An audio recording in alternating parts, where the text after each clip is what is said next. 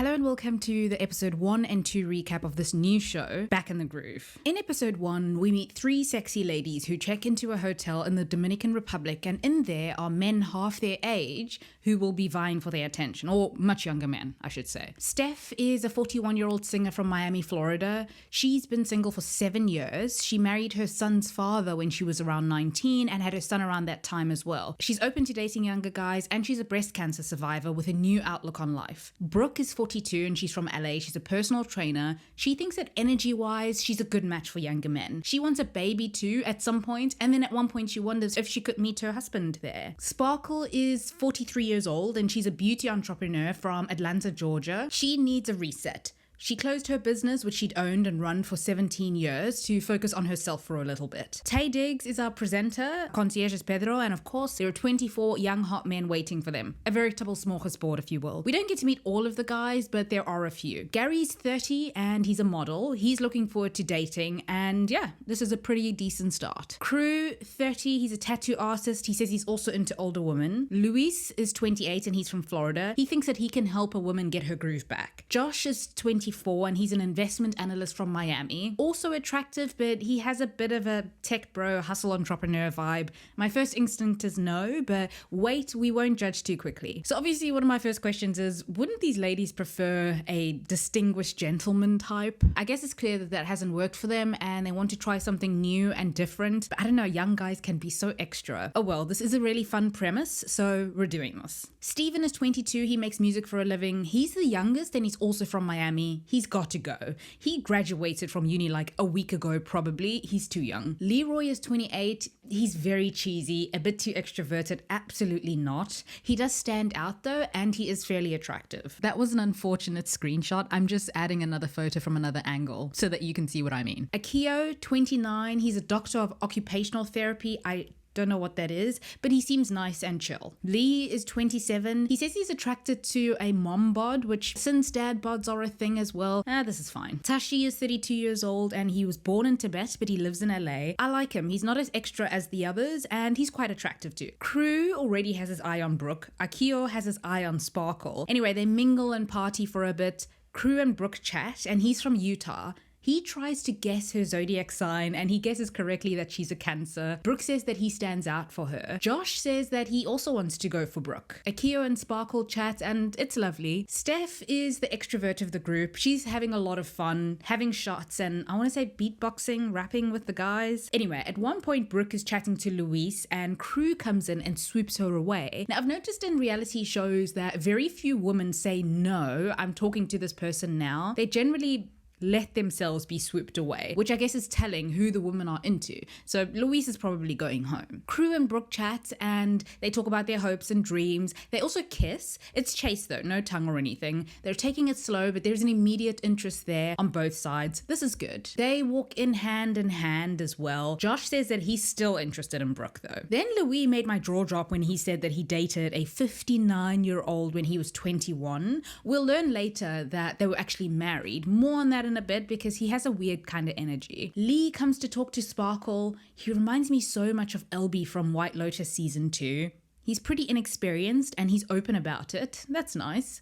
Sparkle says that she thinks that he's very cute, but she can't figure out what's going on upstairs. Same, Sparkle. He's a sometimes overconfident but inexperienced nerd type, but his awkwardness is also kind of endearing. Maybe? We'll see. Josh and Brooke chat. He's South African. I couldn't tell because his accent is pretty mixed with American. His energy is a little intense for me, so my initial impression was correct. For me anyway. Leroy and Steph get along really well, both extroverts. Diego comes by, cuts in, but we don't get to see how that goes. The concierge Pedro comes in and tells the women that it's checkout time. The women have to choose who goes and who stays. Brooke chooses Josh and Crew.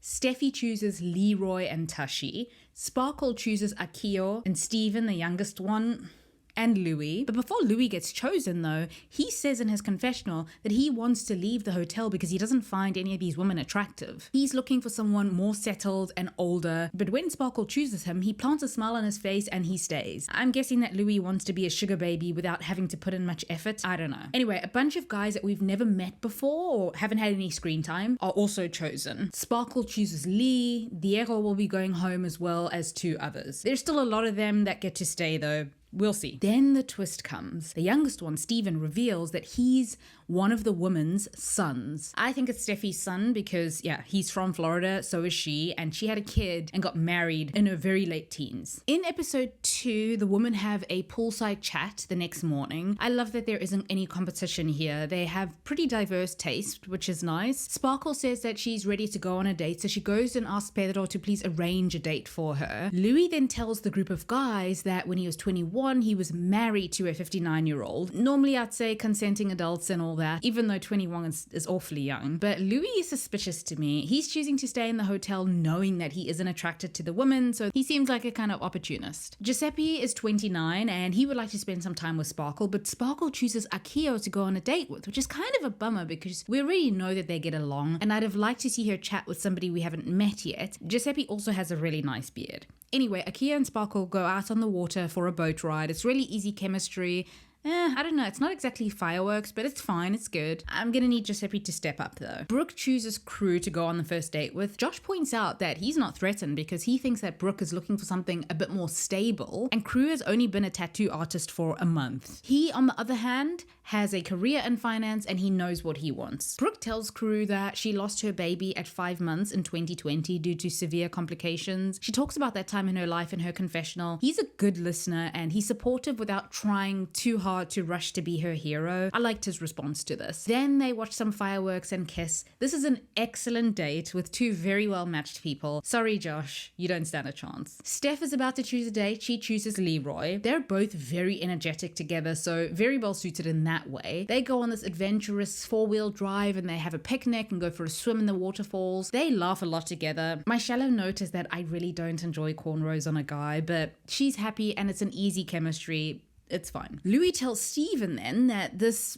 isn't really what he was looking for. On the first night, he didn't like how he was treated. The woman wanted everyone's attention. The chemistry wasn't there with Brooke. He thinks that Steph is overdoing it, acting half her age, he says. And he thinks the same about Sparkle. They're overdoing it. If that's not his type, then he needs to move. There are guys who are interested, so he should get out of the way. Also, he should be telling the woman this. Telling one of the guys feels a little iffy, but I guess this will leak to the woman somehow, and it's kind of how the show works. At their evening mixer, Crew pulls Brooke over to the side. I want to say this is getting a little bit boring, you two, but Brooke did mention that she's looking for something a little more serious, so I guess it's good that she isn't really leading anyone else on if she feels she's not interested. They're also very cute together too, so it's fine. Lee, aka LB from White Lotus, pulls Sparkle aside. Look, I'm starting to like him, and I think Sparkle is kind of starting to see something too. She asks him to show her his abs, and I find him a little too lean, but she likes what she sees. Louis tells more of the guys that he doesn't find any of the women attractive. It's getting weird now. The son, Steven, says that he needs to have a chat with his mom because he can't have Louis talk behind her back like that. Brooke then has a chat with a guy named Hunter. He's 26, an immediate no. Brooke thinks that he doesn't have manners. He really face plants by immediately asking her what's the kinkiest thing she's ever done. It's kind of what guys would ask younger, inexperienced girls who want to prove that they're cool and not prudes do. It got me thinking of Kat's storyline from season 1 in Euphoria with the group of guys at that party. Anyway, Brooke isn't having any of it. She looks really put off by it. That's over. Then Steven goes over to talk to Steph, his mom. I love their relationship. This is fun. He's been really supportive of his mom. And it might sound weird that his son is with his mom on a dating show, but it kind of isn't. I don't know. They're pretty chill. He tells her what Louise said, and she eventually pulls Louis aside for a chat, and ooh, she unceremoniously and loudly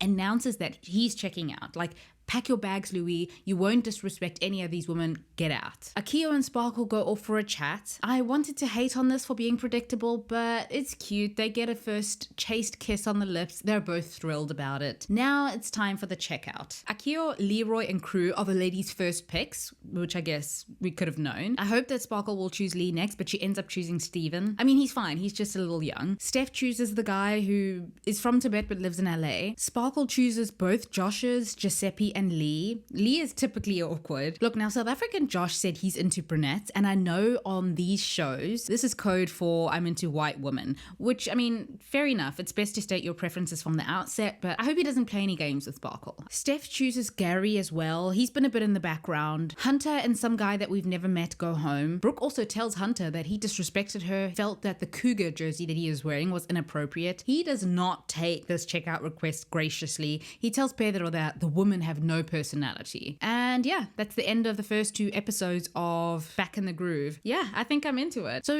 if you watch The Courtship, remember we were all screaming, crying and throwing up over Nicole's choices on that show. These women are a little mature. It's a bit different. They're a bit more sure of what they want, but they're still having some fun. I do hope that we see more of Taye Diggs though. Anyway, that's it for episodes 1 and 2. If you've seen it, feel free to share your thoughts, and thank you for watching.